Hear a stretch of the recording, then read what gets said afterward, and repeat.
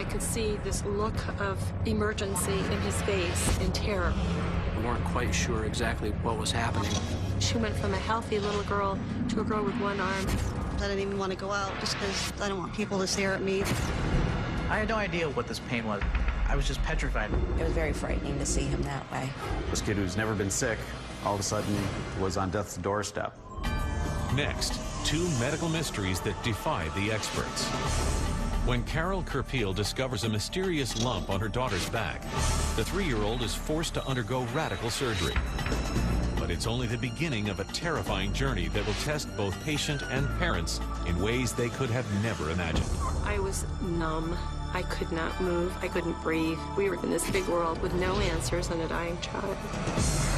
Then, a seemingly routine blood test sends an entire lab into crisis mode. The only question now is, can they find the answers in time to save Jake Geiger's life? My whole body was rebelling. I had no idea what was going on. I thought, oh my God, my son's gonna die. When illness strikes, we look to doctors to give us answers. But what if they can't? For these unlucky patients, diagnosis is a mystery.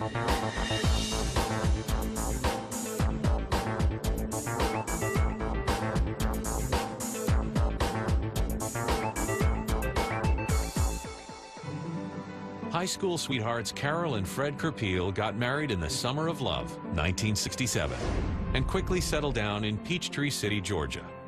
More than anything, they looked forward to starting a family. But that simple dream would soon turn into a major struggle. I wasn't able to carry children, so we thought about adoption as our alternative, and we pursued it from there. The adoption process is not an easy one. But after 10 long years, the Kerpeels finally bring home their adopted son, Derek. This was what we wanted to do, was be a family. We became instant parents and an instant family. Then, in the fall of 1981, Carol and Fred decide to go through the whole thing again. But this time, they adopt a baby girl who they name Laura Ashley Kerpeel. When they put her in my arms, I just couldn't take my eyes off of her. She was beautiful. She had dark, beautiful, curly hair. Derek is thrilled to have a little sister, and the young parents are delighted to finally have the family they've always wanted. But a few weeks after bringing Ashley home, Carol notices something odd about her daughter's tiny feet. The large toe on each foot appeared to be much smaller than the rest of her toes, and a little bunion appeared on each toe. I brought this to the attention of the pediatrician. But after giving little Ashley a thorough head-to-toe exam, the pediatrician assures the Kerpeels that they have nothing to worry about. He gave me the answer that it could be a cluster toe, which is not uncommon. I wouldn't be concerned. We'll just say that her husband will have expensive shoe bills. And just as the doctor promised, Ashley doesn't have any trouble learning to walk. In fact, she hits all of her milestones right on time. As a toddler, Ashley was very precocious. She was adorable. For the next 2 years, Ashley continues to thrive and appears no different than any other little girl her age. Then, one day in the fall of 1984, while she's fitting her daughter for a new dress, Carol feels something on Ashley's back that sends a chill up her spine. I ran my hand along the back side of her right shoulder, and I could feel a very large, warm lump. It was full and red and warm to the touch. It was very scary looking. It was like someone had pumped air up into the right side of her body. I couldn't believe it. It was as if you got bit by a wasp or a yellow jacket, but in a much, much bigger area. I mean, it was like the size of a man's hand. I was so panicky, I just couldn't think of anything else but this lump on her back. So we went into the emergency room, we brought our child and said, here we are, please someone see her. While the Kerpeels wait and worry, their little girl undergoes an extensive battery of tests. Everyone wanted to come in and see who this little girl was with this mysterious lump on her back. There were so many doctors coming in and out of there, a lot of whispering, a lot of second guessing. So you're sitting there waiting and you want answers and no one seems to be giving you the answers. The pediatric surgeon believes he can get closer to answering some of these questions, but only if he first secures a biopsy of the lump. Carol and Fred quickly agree. And when 3-year-old Ashley is wheeled into the OR, they're hoping the whole ordeal will soon be over. After they finished with the biopsy, we were told to return home and that we would get a call that evening if the results came through.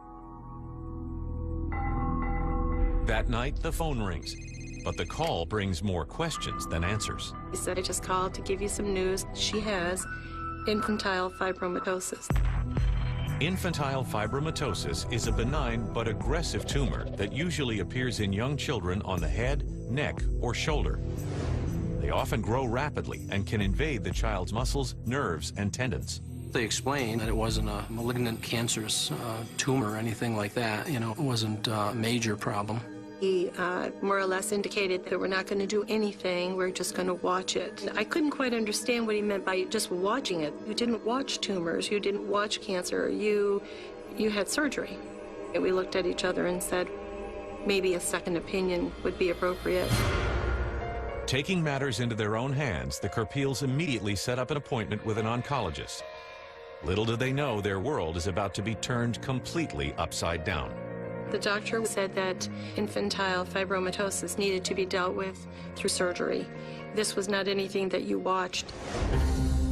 The oncologist orders a CAT scan. And when the findings come in, alarm bells go off. It appears as though the growth has already spread into Ashley's right arm. And if he doesn't surgically remove the tumor immediately, it will continue to grow. Suddenly faced with this drastically different opinion, Carol and Fred aren't sure what to do. He kept saying, you don't know until you get in what you're going to find. I can tell you that we'll probably just need to remove that muscle.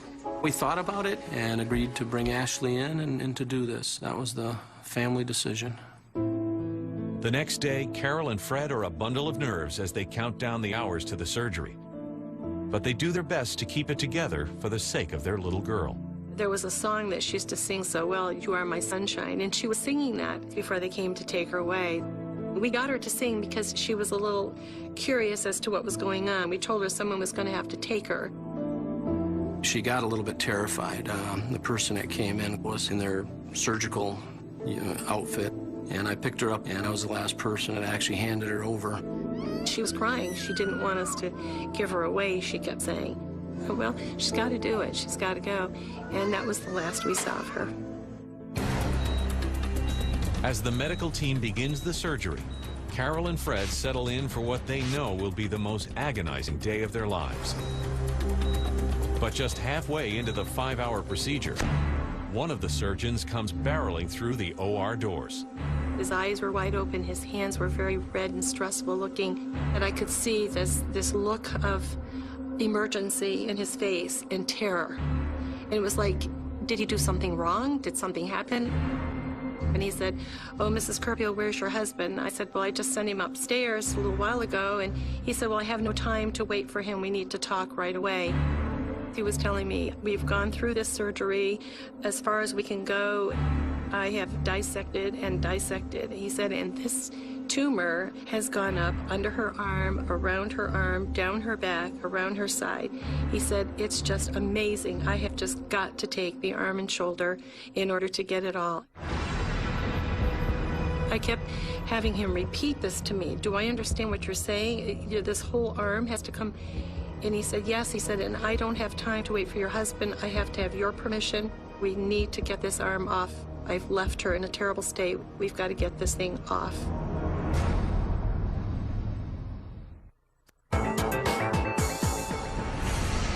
A team of doctors has just discovered that a growth called fibromatosis has invaded a huge section of 3-year-old Ashley Kerpeel's right side.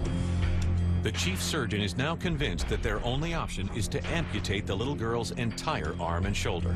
To get it all, he had to take everything. There could be no waiting for my husband to come back downstairs. Do you understand me, Mrs. Kerpeel? He kept saying, do you understand me? And I just found myself agreeing, shaking my head yes. Carol came and got me and said that the surgery was so invasive that it got to a point that there were basically just ligaments holding her arm on, and that they would have to take the arm off. It wasn't a matter of a decision whether we should or we shouldn't. 5 hours later, the surgeon pronounces the amputation a success. And when they're finally allowed to see Ashley, it takes everything in their power just to keep it all together. I couldn't quite focus. I knew that I was going to have a child with no arm, but at the same time, the demon would be out of her body. And so I had to focus on that. We're trying to be the strong parents and look at the upside of things. You do what you have to do at the time. She was on a lot of machinery. I remember hearing the sounds of the pumps, and where her arm and shoulder were was a big pillow. The next day, the Kerpeels are told that Ashley needs to begin physical therapy immediately. She had to get up and start walking right away. So they brought a little doll's carriage in, and they asked her to push it down the hall. And before we knew it, she was pushing that stroller down the hallway. And I remember distinctly the doctor saying, it seems like she'll be more of a fighter. Over the course of the next 2 weeks, Ashley exceeds everyone's expectations. And the doctor soon decides that she's strong enough to go home for the Christmas holidays. Having Ashley home was wonderful. She's a bright, wonderful child.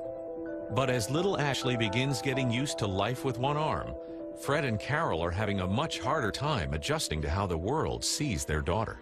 She went from a healthy little girl to a girl with one arm. She was pretty astounding to look at. 1/4 of her body was missing. As the harsh new reality sinks in, the young parents vow to do all that they can to help their only daughter lead a full and productive life. Ashley was still Ashley. There was no doubt about that. I mean, she was a darling little girl. Slowly, the family begins to reestablish a sense of normalcy. But it's not to last. One morning during the spring of 1985, Carol is getting Ashley dressed when, to her horror, she notices an all-too-familiar bump on the left side of her daughter's back. There was this big, huge lump, and it was just like the other side. And I immediately panicked because I thought, oh, no way, this is going to happen again. In a state of panic, Carol rushes Ashley to the closest emergency room. But after performing a thorough exam, the on-call doctor assures the anxious mother that there's nothing to worry about. He kept saying, there's nothing on that side. That swelling is probably due to the fact that she's overusing her left arm. When he said it was overuse, I totally believed him, and I think it's because I wanted to believe him. Carol breathes a huge sigh of relief and takes her daughter home. Sure enough, within a week, the swelling in her left shoulder starts to go down. But just to be on the safe side, they begin bringing Ashley to pediatric orthopedist Dr. William Schmidt for routine checkups. The Kerpeels seemed like they were coping with everything they had been through very well, probably more than I would have. But during the first couple of visits, Carol begins to notice an alarming new pattern of behavior. She would run to the elevator to hit that button, and she couldn't reach that button no matter how hard she tried. I said, come on, Ashley, you can do it. Get that arm up there. And she kept saying, but I can't, it hurts. If I do that, it hurts. After all that Ashley's been through, the Kerpeels can't bear the thought of anything else going wrong. She demonstrated her lack of motion of one shoulder and one arm, and I just was very suspicious. Little do the Kerpeels realize that during this seemingly routine visit, their life is about to spiral out of control again. Concerned by the development, Dr. Schmidt orders an X-ray of Ashley's left shoulder, and almost as soon as he sees it, he realizes that something is very wrong. I obtained an X-ray which revealed some calcification in the paravertebral muscles. Calcification is the laying down of calcium and bone in the muscle. Fibromatosis does not, as a rule, develop any calcification. At that point, I didn't feel that she had fibromatosis. I couldn't believe he was saying this to me. We had just gotten an okay to continue with our lives.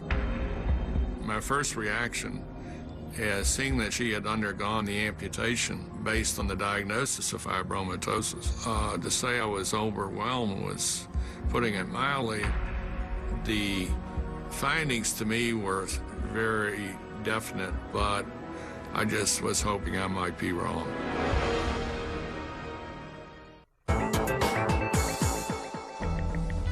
Just as Carol and Fred Kerpeel are beginning to come to terms with their daughter Ashley's amputation, Dr. William Schmidt has uncovered new evidence that suggests the amputation may have been completely unnecessary. The more I reviewed my findings, I felt very saddened for the Kerpeels and Ashley. Dr. Schmidt is confident that a strange calcification that's developed on Ashley's spine proves that she's suffering from an extremely rare and devastating disease. He takes a deep breath and picks up the phone to tell the Kerpeels exactly what he's found. We were getting ready for our annual Memorial Day picnic, and I was in the kitchen getting a few things, and the phone rang. And it was Dr. Schmidt. And he sounded so sad to me, and I thought, what is this about? I told her that after reviewing all the information I had obtained from evaluating Ashley, I felt that she had fibrodysplasia ossificans progressiva. Fibrodysplasia ossificans progressiva, or FOP, is one of the most disabling genetic conditions known to medicine. In healthy individuals, a genetic signal instructs the body where and when to form bone. This begins as the skeleton is formed in the embryo. In patients with FOP, the mutation of a single gene alters these instructions, triggering sporadic and unnecessary bone growth, or ossification, in muscle mass throughout the body. In essence, the patient begins growing an exoskeleton. As the patient progresses on X-ray, one can see the development of bone in areas where there should be no bone, in unusual areas. In looking at Ashley's X-rays, the bone was developing more progressively and certainly becoming more definite for FOP. I never heard of this $1 million word. I had to write it down to make sure I could even spell it correctly. I asked him to explain everything to me, what I needed to know. To begin with, Ashley first exhibited signs of the debilitating disease when she was just 2 months old.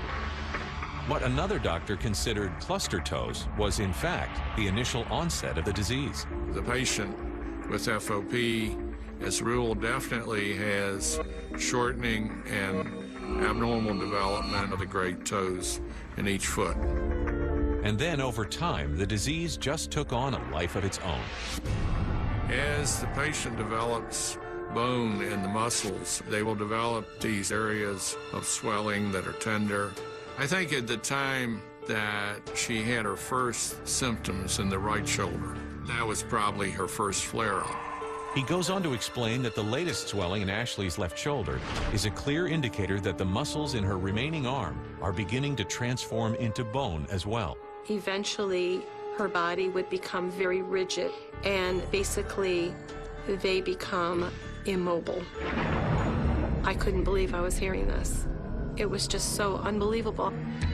As the Kerpeels struggle to come to terms with a devastating diagnosis, they can't help but wonder why no other doctor was able to put the pieces of the puzzle together.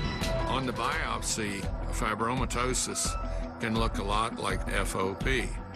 So it can be a very difficult pathological diagnosis to make because it was so rare. It just was not expected. The Kerpeels' next step is to reach out to the world's leading expert on FOP, Dr. Fred Kaplan. And their first question is one they can hardly bear to ask. I wanted to know, did the arm come off for no reason? The amputation was done to save her life at that point because of the enormous amount of difficulty that was encountered. I don't think that the surgeons planned to do an amputation when they took Ashley into the operating room. Nevertheless, she came out with an amputation and a catastrophic event that changed the rest of her life. It was a misdiagnosis, and it was a surgery that shouldn't have been done. And it was just absolute devastating information to get. Unfortunately, almost 90% of FOP patients around the world are misdiagnosed. Not only misdiagnosed, but often have dangerous, painful, unnecessary procedures that actually worsen their condition. In fact, research has proven that any sort of trauma or invasive procedure in an FOP patient can trigger catastrophic explosions of new bone growth. Once the bone forms, it stays there.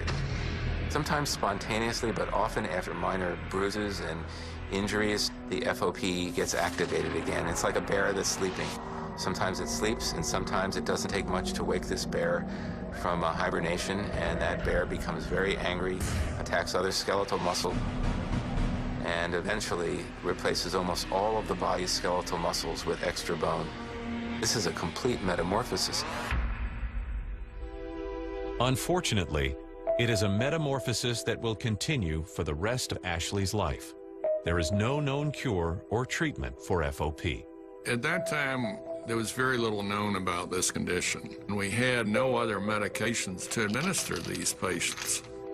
Without any way to stop the second skeleton from growing, Ashley's prognosis is grim. The ultimate progression of the disease can lead to an early death. And the way that usually occurs is that chest expansion is limited, and the patient has difficulty ventilating and expanding the lungs to get the adequate oxygen necessary. I remember crying uncontrollably.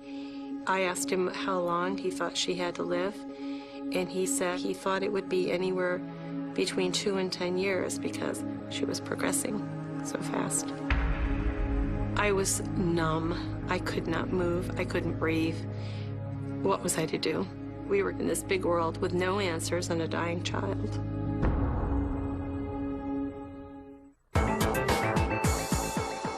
When Ashley Kerpeel was 3 years old, she was diagnosed with FOP, an extremely rare, crippling, and often life-threatening bone disorder, and her doctors didn't expect her to live past age 10.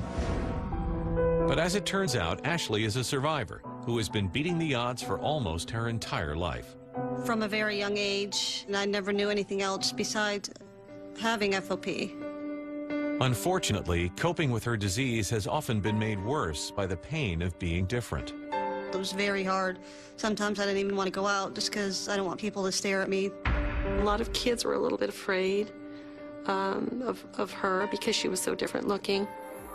In an attempt to help their daughter fit in, the Kerpeels decide to get Ashley a prosthetic arm when she enters 2nd grade. I wanted her to be normal, so I would send her to school in this little arm, and I felt very fulfilled because I could see a whole body. I didn't have any muscle to operate anything, so this huge piece of plastic wrapped around the back of my neck underneath my left arm up on my chest.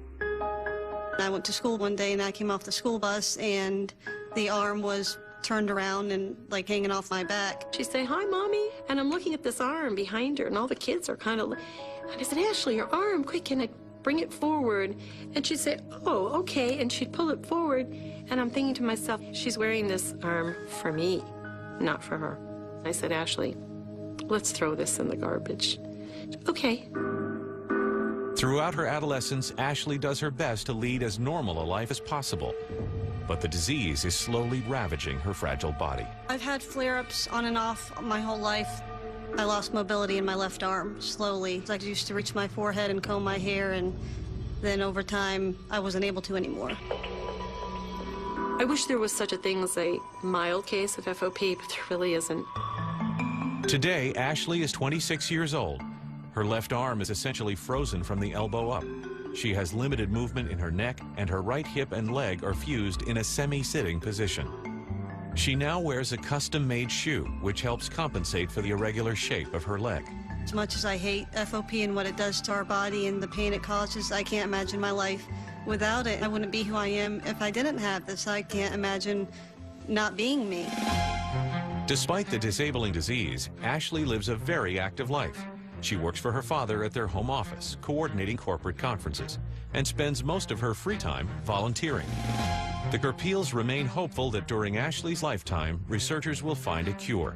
In just the last 2 years, Dr. Fred Kaplan and his team have identified the gene that causes FOP. It was a gene that encoded a switch that was involved in bone formation. Our job now is trying to understand the exact reason that the switch is behaving that way and to design the right drug to prevent that switch from causing this second skeleton to form. When the cure happens, it's going to be a huge, huge deal for all of us, and the kids to come that haven't even been diagnosed yet, that they won't have to deal with what we've dealt with. Because we have Fred Kaplan in our lives, I sleep better at night. The fact that they found the gene gives me all kinds of hope, and there is hope for Ashley, indeed.